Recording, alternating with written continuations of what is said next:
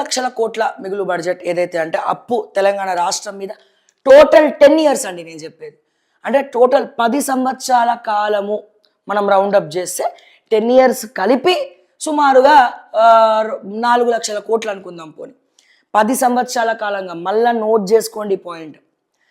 కానీ తెలంగాణ ప్రజల కాంగ్రెస్ గవర్నమెంట్ అధికారంలోకి వచ్చినటువంటి 2 ఏళ్ళు అవుతోందండి.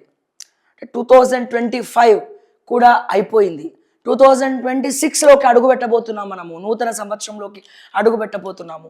కాంగ్రెస్ అధికారంలోకి వచ్చి 2 సంవత్సరాలు అవుతోంది.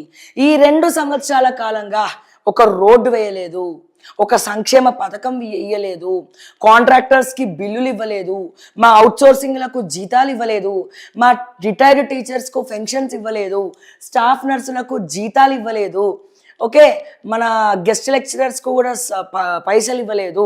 అండ్ అట్లాగే గురుకుల హాస్టళ్లలో ఫుడ్ పాయిజన్లు మనం చూస్తున్నాము. మెయింటెనెన్స్ ఛార్జెస్ లేవు. ఆర్టీసీకి ఇవ్వాల్సినటువంటి ఉచిత బస్సు హామీ కింద బకాయిలు ఏవైతే ఉన్నాయో ఈ బకాయిలు ఇవ్వలేవు.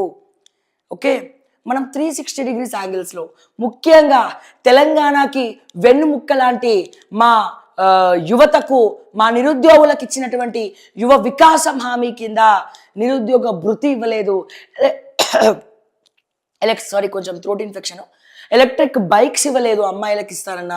అండ్ అలాగే కేజీ నుండి పీజీ, ఇక్కడ ముఖ్యంగా ఎల్కేజీ నుండి 10th చదివిన వాళ్ళకి 10,000 రూపాయలు, ఇంటర్ చదివిన వాళ్ళకి 25 రూపాయలు, డిగ్రీ చదివేటోళ్ళకు 50,000 రూపాయలు, అట్లాగే పీజీ చేసిన వాళ్ళకు 1,00,000 రూపాయలు ఇస్తారన్నటువంటి యువ వికాసం యూత్ డిక్లరేషన్ సభ ప్రియాంక గాంధీ గారు సరూర్ నగర్ సాక్షిగా సభ ఏర్పాటు చేసి యువకులను అట్రాక్ట్ చేసి వెళ్ళిపోయారు.